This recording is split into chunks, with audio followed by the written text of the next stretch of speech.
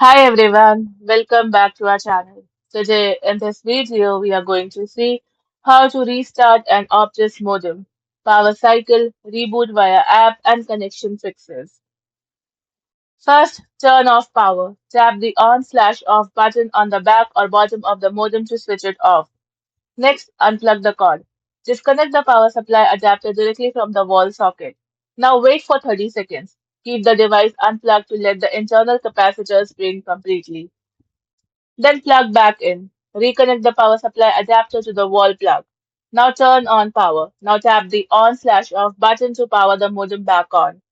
Note, it may take up to 5 minutes for the online indicators to light up and restore internet access. First, launch the My Optus app on your phone. Now navigate to the Services tab and select the Optus at Home diagnostic tool to check your connection health. Then click Reboot Modem within the app interface to remotely restart the system. Advanced connection fixes. Fix one factory default reset. If firmware bugs are causing the drops, use a paperclip to hold down the reset button on the back of the modem for 10 to 15 seconds. This completely erases custom Wi-Fi names and passwords. Fix 2. Isolate the NBN box.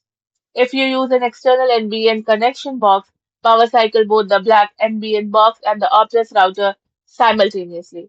Ensure the Ethernet cable securely links the NBN box to the WAN or Internet port of your modem. Fix 3. Inspect the power supply. Optus frequently updates modem power hardware. If your modem randomly restarts on its own, check Optus support to see if your specific unit requires a replacement power adapter. Thank you for watching, and for more such informative videos, do like, share, and subscribe to our channel.